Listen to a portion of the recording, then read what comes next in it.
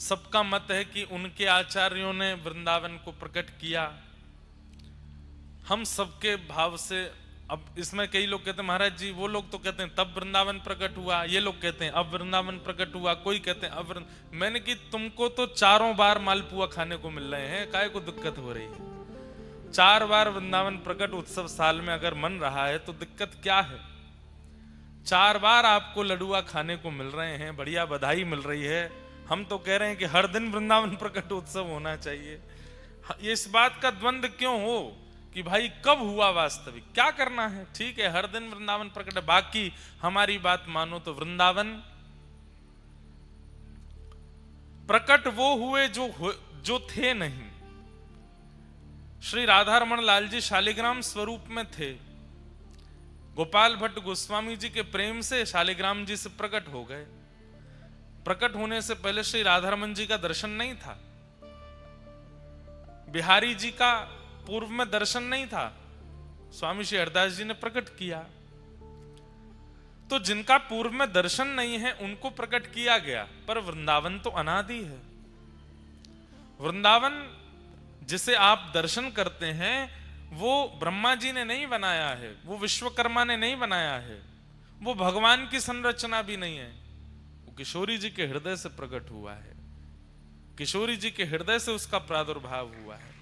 और नित्य गोलोक धाम में श्रीधाम वृंदावन व्यवस्थित है, ऐसा ही वैसा ही वृंदावन लेकर के ठाकुर जी धराधाम पर पधारे। तो वृंदावन तो पूर्व से ही था, फिर आचार्य चरणों ने जा जा करके वृंदावन की खोज की, उसका प्राकट्य किया। उसी श्रृंखला में आज के दिन श्री हितरवंश महाप्रभु अपने प्राण धन श्री राधा वल्लभ लाल जी को लेकर के वृंदावन पहुंचे। तो आज श्री राधा वल्लभ लाल जी का पाटोत्सव भी है और वृंदावन प्रकटोत्सव भी है। उस भाव से आज के दिवस की हम लोग बलिहारी जा रहे हैं। देवबंद एक स्थान है,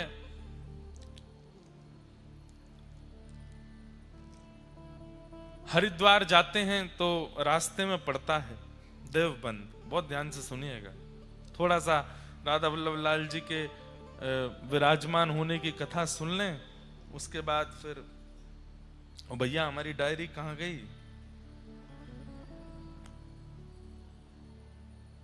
हाँ मिल गई। कुछ कुछ आचार्यों के चरित्र लिखे हैं अपने भाव से, इसलिए यहीं से देख के ही कहते हैं। शास्त्र आज्ञा करते हैं कि नियमित उत्सवों को न मनाना भी एक वैष्णव अपराध है। जैसे जन्माष्टमी है और व्यक्ति अपने घर में जन्माष्टमी नहीं मनाता है तो उसको अपराध लगता है, राधाष्टमी है नहीं मनाएगा तो अपराध लगेगा, रामनवमी है, अगर पता है कि आज कोई उत्सव है तो उस उत्सव का थोड़ा रूप तो करना चाहिए, नहीं तो वह एक सेवा अपराध माना जाता है। तो हम लोग कल तुलसी शालिग्राम विवाह उत्सव मना रहे थे, आज वृंदावन प्रकट उत्सव है तो उसके उत्सव का भी थोड़ा भाव रख के फिर कथा में प्रवेश करेंगे। कल वैकुंठ चतुर्दशी है तो श्री रामानुज परंपरा में उसका क्या भाव है कल उसको सुनाएंगे, उससे कथा का प्रारंभ करेंगे। परसों देव दिवाली है तो देव दिवाली का क्या मुहूर्त रूप होता है वो सब सुनेंगे। इतना सुख ये ऊंझा वालों को बहुत भाव से कथा मिली है, ऐसी बढ़िया तिथियों में हर दिन कुछ ना कुछ हो रहा है, हर दिन एक से एक बढ़िया उत्सव हो रहे हैं। देवोत्थान एकादशी से कथा शुरू हुई थी, हमें तो ऐसा लगता है देवोत्थान एकादशी से कथा शुरू हुई, आप सबके चित्त में ही देव उठ गए और ऐसे उठे कि हर दिन उत्सव मन रहा है। तो वृंदावन प्रकट उत्सव में श्री राधा वल्लभ लाल जी कैसे विराजमान हुए उसकी कई कथाओं में हमने सुनाया है, पर ऊंझा में गुजरात में आज कथा हो रही है तो यहाँ थोड़ा सा उसका भाव कह देते हैं। आप सब लोग बड़े ध्यान से बड़े प्रेम से श्रवण करें। जय विराजमान जी।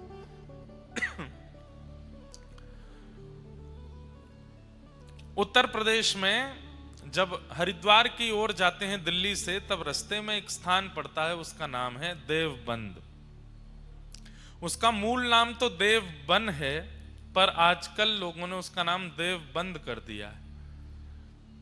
आप लोग जब वहां कभी जाएंगे तो आपको अनुभव हो जाएगा कि इसका नाम देवबंद क्यों पड़ा है। वो आपको वहां देख करके ही पता चलेगा, क्योंकि जब आप वहां जाएंगे तो देखेंगे कि किन लोगों की संख्या वहां ज्यादा है, जिसके कारण वो देवबंद से देवबंद हो गया है।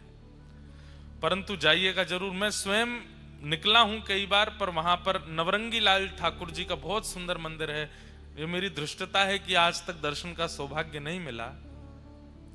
तो देवबंद ग्राम में एक व्यास मिश्र नाम के ब्राह्मण रहते थे। सब लोग सावधानी से सुनिए, इधर देखिए। कितने लोग वृंदावन गए, पहले हाथ ऊपर करो। सबरे गए लगभग। अच्छा, कितने लोगों ने वृंदावन में श्री राधा वल्लभ लाल जी के दर्शन किए हैं, वो भी हाथ ऊपर करो। तब तो ये कथा सुनना आपके लिए कंपलसरी है।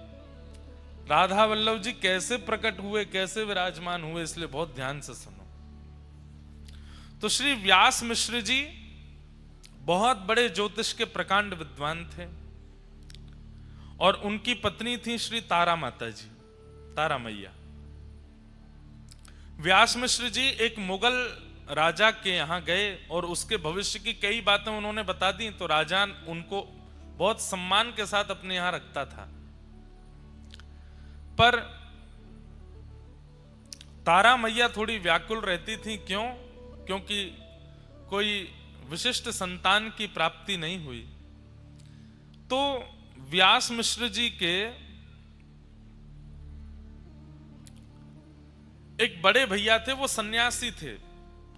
उनका नाम था नृसिंह आश्रम जी।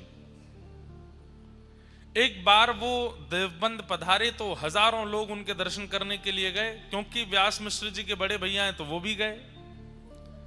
जब उन्होंने प्रणाम किया तो तारा मैया का मुखमंडल देख करके नृसिंह आश्रम जी बोले कि आपके मुख पर थोड़ी हमको चिंता दिख रही है, क्या बात है, किस बात की चिंता में हो? तब तारा मैया बोली कि आप सब जानते हैं, अरे घर में एक संतान हो तो उसका एक सुख माता पिता को प्राप्त होता है, भविष्य में वंश आगे बढ़ता, आदि आदि बातें कही। तो श्री नृसिंह आश्रम जी बोले ठाकुर जी पे भरोसा रखो, सब मंगल में होगा। और बाकी अगर तुम चाहती हो कि हम अपने दिव्य दृष्टि से देख के बताएं तो संभवतः आगे कई वर्षों तक और शायद इस जन्म में आपके यहां संतान नहीं है, पर ठाकुर जी पे विश्वास करो, शायद कुछ मंगल में हो। तो उन्होंने एक ऐसी बात कह दी, तो फिर आप जैसे संतों को प्रणाम करने का फल क्या है? जब सब भाग्य से ही मिल जाना है, सब ठाकुर जी की कृपा से ही मिल जाना है, तो संत महापुरुष जब नगर में आते हैं उनको प्रणाम करने का फल क्या मिलेगा? फिर कभी कभी व्यक्ति अपने जीवन से व्यथित होता है तो कुछ इस प्रकार के शब्दों का प्रयोग कर देता है। नृसिंह आश्रम जी को थोड़ी ये बात जमी नहीं,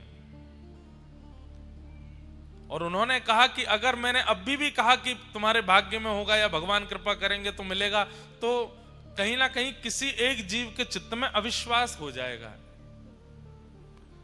अब तो संत दर्शन और संत कृपा का फल क्या होता है ये प्रत्यक्ष दिखाना पड़ेगा। और नृसिंह आश्रम जी ने तुरंत ठाकुर जी को प्रणाम किया, बोले भगवान कृपा करो, आपके प्रति इनका विश्वास दृढ़ हो, इसके लिए इनके घर एक संतान जरूर होनी चाहिए।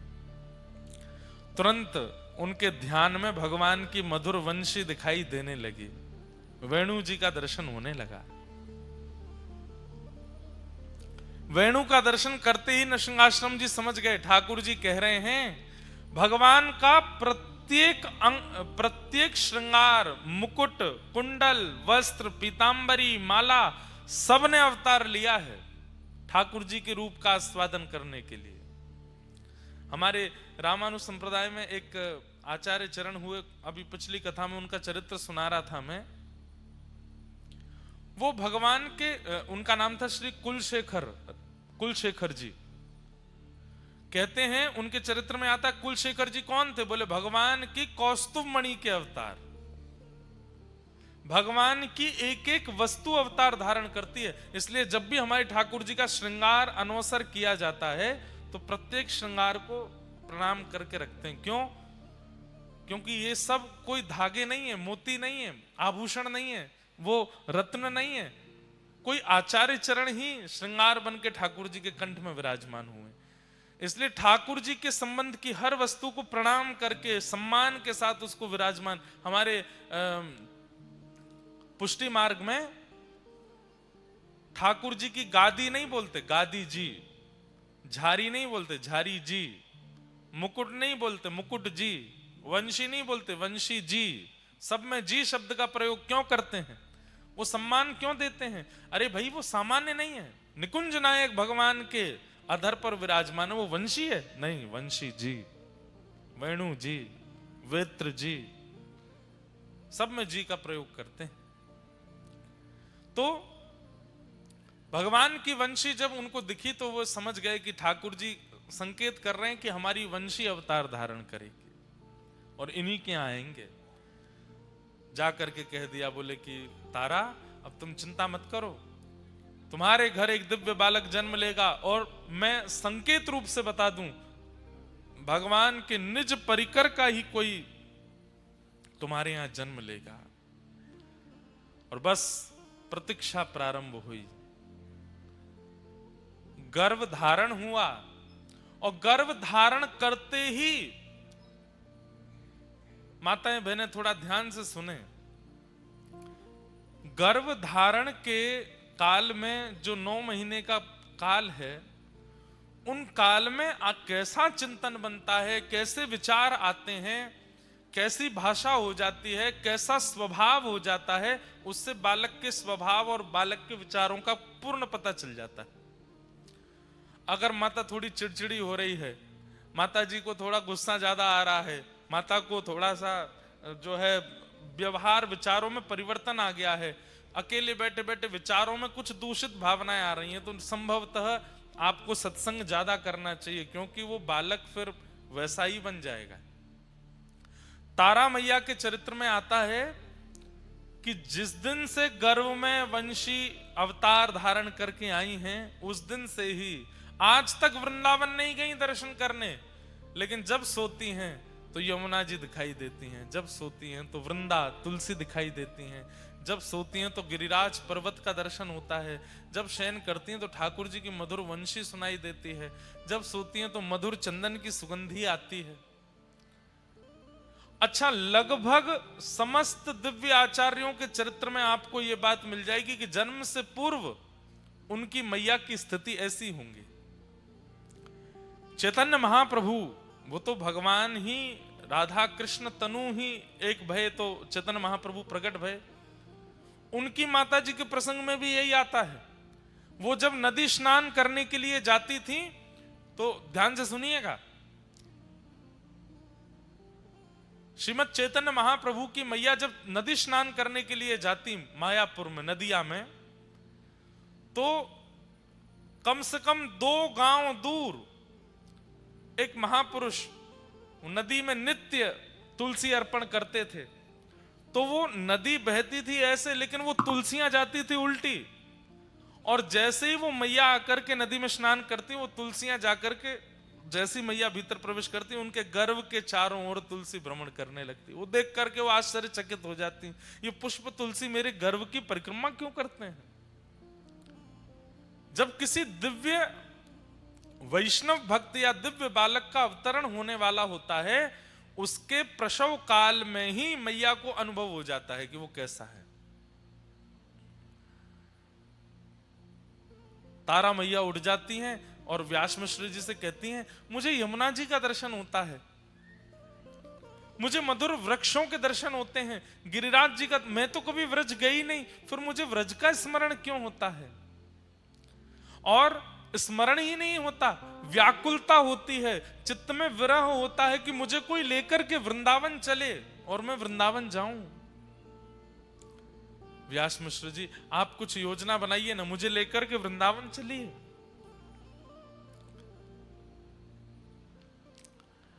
व्यास मिश्र जी बोले, अभी आपके गर्भ में बालक है, ऐसी अवस्था में वृंदावन कैसे? अब तो जिद हो गई, हट हो गया, नहीं वृंदावन जाना है। व्यास मिश्र जी ने राजा से कहा जो मुगल राजा था कि हमें अपनी पत्नी को वृंदावन लेकर के जाना है, आप आज्ञा दें। तो राजा ने कहा आप रुक जाइए, कुछ दिन में हम आगरा जाने वाले हैं किसी कार्य से, और हमारे साथ पूरी सेना जाएगी, पालकियां जाएंगी, आपकी पत्नी गर्भवती है, पालकी में हम ले चलेंगे। और वो समय आया और व्यास मिश्र जी अपनी पत्नी के साथ वृंदावन गए। जैसे ही वृंदावन गए, वृंदावन का दर्शन करके आनंदित हो गए मैया। संध्या काल का समय हुआ, वृंदावन से निकलने के लिए जैसे ही उद्भत हुए, आगरा के लिए जा रहे थे, व्रज की सीमा पार नहीं कर पाए। प्रसव पीड़ा हुई मां को, इतनी वेदना हुई, इतनी पीड़ा हुई कि वहीं रुकना पड़ा। अब जो जहां पर हमारे महाप्रभु जी का प्राकट्य हुआ, हितवंश महाप्रभु का बाद गांव, वो व्रज का अंतिम गांव है। उसके बाद फिर आगरा की सीमा लग जाती है संभवतः, और व्रज विश्राम हो जाता है। वहीं पहुंची है मैया, पालकी वहीं रखनी पड़ी। सबने कहा क्या हुआ, तो प्रसव पीड़ा हो रही थी। मैया को लेकर के पास के गांव में गए, उसी को बाद गांव कहते हैं। वहां ले जाकर के ग्रामवासियों ने मैया को घेर लिया और राजा से कहा आप अपने कार्य से आगरा जाइए, अब हम तो आगे की यात्रा नहीं कर पाएंगे, हमें यहीं रुकना पड़ेगा। ठाकुर जी ने कैसी योजना बनाई कि आचार्य चरण का प्रादुर्भाव व्रज से बाहर ना हो, व्रज में ही हो जाए। और पावन तिथि आई और बाद गांव में श्री ठाकुर जी के वंशी के अवतार हितवंश महाप्रभु का प्रादुर्भाव हुआ, प्राकट्य हुआ। नाम उनका हरिवंश रखा गया, हरिवंश बालक। अच्छा, नाम भी हरिवंश क्यों रखा गया? हरिवंश इसलिए रखा गया क्योंकि इनका वंश आगे बढ़ नहीं रहा था। व्यास मिश्र जी का वंश आगे बढ़ नहीं रहा था, लेकिन इनके बड़े भैया ने कहा कि हरि तुम्हारा वंश बढ़ाएंगे आगे, तुम्हारा वंश आगे है नहीं। ज्योतिष शास्त्र के अनुसार और तुम्हारे माथे की रेखा से तुम्हारा वंश आगे बढ़ने वाला नहीं है, पर हरि तुम्हारा वंश आगे बढ़ाएंगे, इसलिए इसी संबंध से अपने बालक का नाम रखना। तो उन्होंने नाम ही बालक का रखा हरिवंश, श्री हरिवंश, बालक हरिवंश। हरिवंश बालक का जन्म हुआ, भगवान के वंशी के अवतार। बंधुओं, ठाकुर जी के वंशी के अवतार श्री हितवंश महाप्रभु और किशोरी जी के वंशी के अवतार श्री वंशी अली जी महाराज, जिनका प्राकट्य दिल्ली में हुआ। उनका चरित्र भी हमने सुनाया है। भगवान की कृपा से आचार्यों के चरित्र कहते ही रहते हैं, इतना सुख मिलता है। ठाकुर जी के वंशी प्रकट हुए हरिवंश महाप्रभु के रूप में। धीरे धीरे आप बड़े होने लगे। आपकी जो चेतनाएं थी, आपकी जो इच्छाएं थी, वो बड़ी सामान्य बालकों से विलग। आप मंदिर के द्वार पर बैठे रहते, पिताजी ठाकुर जी की सेवा करते थे, उन्हीं को ही देखते रहते और मन में इच्छा प्रकट करते कि पिताजी सेवा में अंदर बुलाएंगे, लेकिन छोटे बालक जानकर के पिताजी सेवा में नहीं बुलाते थे। तो ये अब जब चलने फिरने लगे तो बाहर जाते, ग्रामीण बालकों के बीच में खेलते, तो उनमें जो सांवला बालक होता था, जिसका रंग थोड़ा सा सांवला होता, उस बालक को लेते, और एक उस बालक को लेते जिसका रंग बहुत गोरा। गोरे बालक को तो श्री जी बना देते, सांवले बालक को ठाकुर जी बना देते, और दोनों को फिर बना करके फिर उनसे कहते नृत्य करो। और बालक कहते हम क्यों नृत्य करें? तो रोने लगते चरण पकड़ के, बोले आप नृत्य नहीं करोगे, मुझ पर कृपा नहीं करोगे। अब वो बालक बेचारा जो सांवला बालक था उसकी तो कोई बात नहीं, लेकिन जो गोरा बालक अपने घर जाता तो माता जी उसकी कहती क्या छोरी बन के आ जाता है, क्योंकि श्री जी बनाते थे, चुनरी आदि पहना के काजल वाजल लगा देते। सब लोग जाके शिकायत करने लगे, व्यास मिश्र जी अपने बालक को समझाओ, ये हमारे बालकों को लाली बना देता है। माता पिता समझाते, तुम क्यों करते हो ऐसा? कुछ नहीं बोलते। अब कैसे बताएं अपने हृदय की बात कि मैं वंशी हूं, मैं तो नित्य प्रिया प्रियतम का ही दर्शन करता हूं। बालकों को अब खेलने के लिए प्रतिबंधित कर दिया कि तुम हरिवंश के पास नहीं जाओगे। तो आप मन में विचार करते, अब सेवा कैसे करूं, पिताजी मंदिर में नहीं जाने देते, बालक खेलने नहीं आते, तो आप वन में जाते और युगल वृक्षों को ढूंढते, 2 वृक्ष अगल बगल में हों। सोचिए, प्राण बसते हैं वैष्णवों की सेवा में, सेवा के बिना रह नहीं पाते ठाकुर जी की। युगल वृक्ष जैसे ही देखते तो तुरंत जाते और एक वृक्ष को ठाकुर जी बना देते, एक वृक्ष को श्री जी बना देते और उन्हीं की परिक्रमा करते, उन्हीं का भोग लगाते, उन्हीं का श्रृंगार करते, युगल वृक्ष की सेवा करते। बंधुओं, सेवा ठाकुर जी स्वीकार करते हैं, इसका प्रमाण क्या था कि पिताजी ने 56 भोग धरे हैं मंदिर के ठाकुर जी के आगे, और 56 भोग धरने के बाद जैसे ही पर्दा किया, यहां हरिवंश बालक बाहर जाते और बाहर ठाकुर जी को जाकर के फल का भोग पधराते। यहां पिताजी जैसे ही आके पर्दा हटाते, 56 भोग अंतर ध्यान हो जाते, फल प्रकट हो जाते मंदिर के ठाकुर जी के सामने। क्यों? ठाकुर जी वो पाते जो हरिवंश बालक पवाता था। ऐसी आपकी सेवा स्थिति होने लगी। एक दिन आप इतने व्याकुल हो गए, बोले नाथ मुझे प्राप्त नहीं होगे, मुझे मिलोगे नहीं।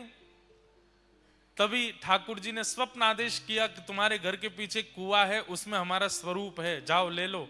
नींद से उठते ही दौड़े और दौड़ करके कुआं में ही कूद गए। सब लोगों ने देखा, पीछे पीछे दौड़े, हरिवंश बालक कुआं में गिर गए, हरिवंश बालक कुआं में गिर गए। दौड़ करके जाकर के देखा तो उस कुएं में जल नहीं था, लेकिन जैसे ही सबने झांक करके देखा, श्री नवरंगी लाल ठाकुर जी आज भी देवबंद में विराजमान हैं, उनको हृदय से लगाए श्री हरिवंश बालक बैठे हैं, और जिस कुएं का जल सूख गया था, अपने आप उसमें जल आ गया और वो जल की परत ठोस हो गई और हरिवंश बालक को लेकर के ऊपर की ओर आ रही थी। ये दृश्य देख करके सब गांववासी चौंक गए और श्री नवरंगी लाल जी विराजमान हुए। बोले राधा नवरंगी लाल की। इनका विवाह हो गया और रुक्मणी बाई जी के साथ में इनका विवाह हुआ, जिनसे प्रथम पुत्र हुए जिनका नाम हुआ श्री वनचंद्र जी। हम लोग गा रहे थे जय जय राधा वल्लभ श्री हरिवंश श्री वृंदावन श्री वनचंद्र। इनके प्रथम पुत्र श्री वनचंद्र जी रुक्मणी बाई से जन्मे और अब दोनों ही ऐसे एक जैसे हो गए। दोनों पति पत्नी मिलकर के ठाकुर जी की सेवा करने लगे। कुछ समय व्यतीत हो जाने के बाद, मैं सूक्ष्म में ही सुना रहा हूं, बहुत बड़ा चरित्र, 3 दिन लगते हैं बोलने में। धीरे धीरे अब आपका मन विरक्ति होने लगा कि अब बहुत दिन हो गए, अब ब्रज से दूर रह नहीं पा रहा मैं। अच्छा, आपका जन्म हुआ, जन्म के बाद फिर वापस माता पिता आपको लेके देवबंद आ गए थे। अब इनकी इच्छा हुई कि मैं वृंदावन जाऊं। तब किशोरी जी ने इनको स्वप्नादेश किया कि अब आप वृंदावन जाओ, सब छोड़ करके वृंदावन जाओ। आपने पत्नी से कहा कि श्री जी की आज्ञा हो गई, अब मैं वृंदावन जा रहा हूं। पत्नी ने कहा हम क्या करें? बोले नवरंगी लाल जी की सेवा करो, प्रेम से सब व्यवस्थित करो। आप जैसे ही निकले घर से वृंदावन की ओर, तो रास्ते में एक गांव पड़ा जिसका नाम था चित्थावल। वहां आप रात्रि शयन के लिए रुके तो आपको पता चला कि यहां तो एक दिव्य ठाकुर जी के युगल स्वरूप की सेवा होती है। और आप जैसे ही दर्शन करने के लिए गए तो चित्थावल में जो युगल सरकार विराजमान थे वही थे श्री राधा वल्लभ लाल, श्री राधा वल्लभ लाल जी। ये व्रज से दूर है चित्थावल, वहीं देवबंद के आसपास है। आत्मदेव नाम के ब्राह्मण रहते थे। उन आत्मदेव ब्राह्मण ने शंकर जी की आराधना की। सब लोग इधर देखो, ध्यान से सुनो। और शंकर जी की इतनी आराधना की कि शंकर जी प्रसन्न होकर प्रकट हो गए और प्रकट होकर के बोले वरदान मांगो, क्या चाहिए? तो आत्मदेव जी बोले आपके हृदय को जो सबसे प्रिय लगता हो वो मुझे दे दो। शंकर जी बोले ये क्या मांग लिया आपने? बोले अब तो वही चाहिए जो आपके हृदय को सबसे प्रिय है। तो महादेव श्वेत द्वीप गए और जिन ठाकुर जी की सेवा स्वयं महादेव अपने हाथ से करते हैं उन श्री राधा वल्लभ लाल जी को ला करके आत्मदेव को प्रदान किया। ये राधा वल्लभ जी कौन है? महादेव के ठाकुर जी हैं। इसलिए हम कभी कभी कहते हैं कि महादेव के मंदिर में जाओ, हमारे सोमनाथ महादेव के पास जाओ और जाकर के पहले खूब कह दो ओम नमः शिवाय, खूब कह दो नमः पार्वती पतये हर हर महादेव, खूब जो शिव जी की आराधना करते हो जिस प्रकार से सब कह लो, अपनी पहले पूरे मन की सारी इच्छाएं कर लो। लौटते समय हमारी कही एक बात मान लो, जब आप मंदिर से दर्शन करके लौटो तो अंतिम बार जब देख रहे हो वापस निकलने से पहले, तब एक बार कह दो बोलो श्री राधा वल्लभ लाल की। महादेव प्रसन्न हो जाते हैं। क्यों? उनकी सेवा के ठाकुर जी हैं राधा वल्लभ जी। कथा आती है कि एक बार नारद जी और गरुड़ जी दोनों को अपने ऊपर अभिमान हो गया कि हमसे बड़ा कोई भक्त नहीं है।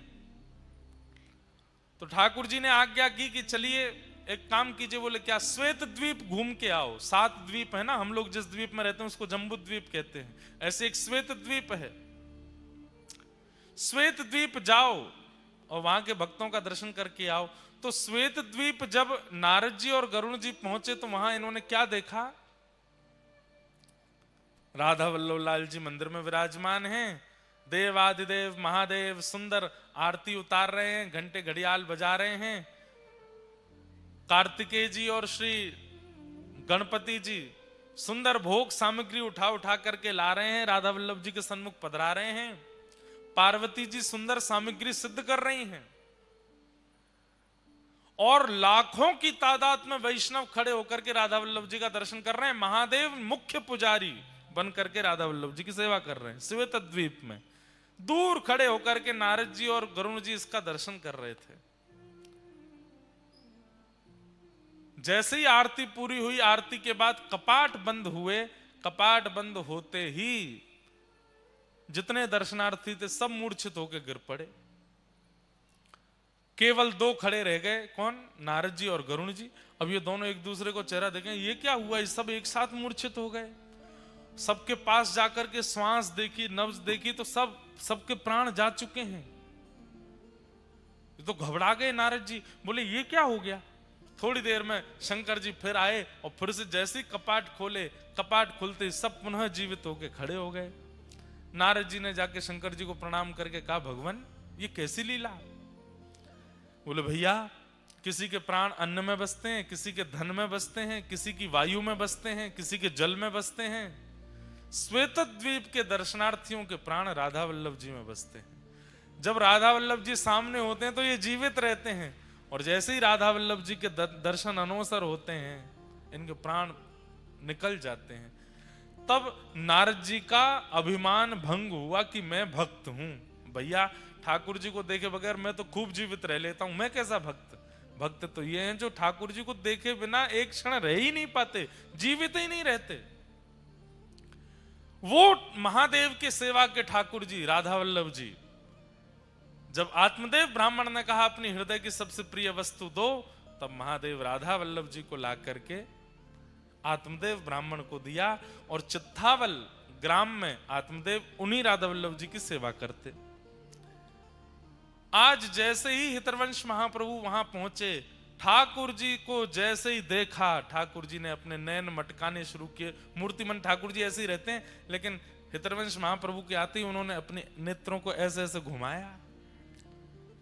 अरे ये तो बड़े प्यारे ठाकुर जी हैं, नैन मटका रहे हैं मुझे देख के। जय जय कछु आज्ञा है।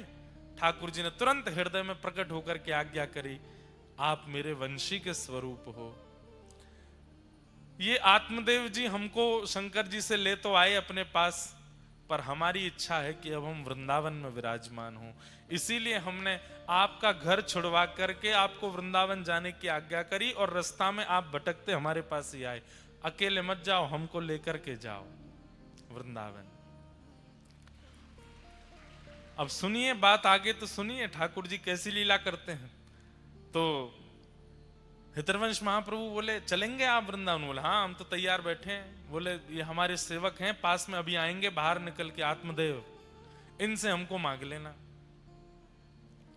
और सुनो एक काम और करना है। बोले क्या? इनकी 2 बेटियां, उन दोनों से ब्याह और कर लेना। बोले कि मैं तो विवाहित हूं और अपनी पत्नी आदि सबको छोड़ छाड़ के आया हूं। ठाकुर जी बोले हमारी आज्ञा है, माननी तो पड़ेगी। अब वृंदावन में तुम हमको विराजमान कर दो कि ब्रह्मा सेवा कौन विस्तार करेगा, और ये आत्मदेव जी ऐसे नहीं देंगे हमको, इनकी पुत्रियों से विवाह करना पड़ेगा। तो इतना कह ही रहे थे, इतने में ही आत्मदेव जी आ गए। ठाकुर जी पुनः खड़े हो गए ऐसे। आत्मदेव जी आकर के बोले कहिए भगवान, बड़ी कृपा, आप पधारे। अच्छा, ठाकुर जी भी एक साथ 2 रोल कर लेते हैं। यहां हितवंश महाप्रभु से क्या कह रहे हैं कि आत्मदेव जी आए, उनसे हमको मांग करके ले जाना, इनकी बेटियों से ब्याह कर लेना।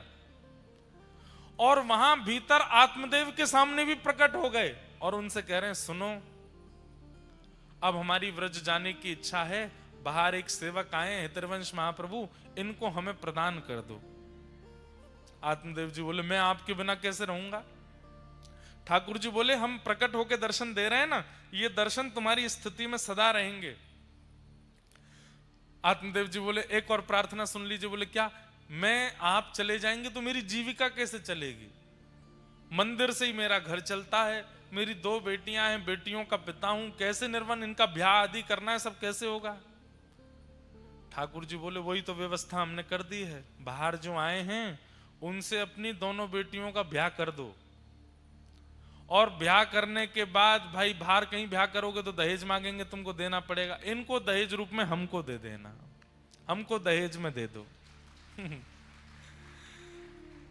कैसे ठाकुर जी की लीला, 2 जगह, दोनों जगह आज्ञा कर दी।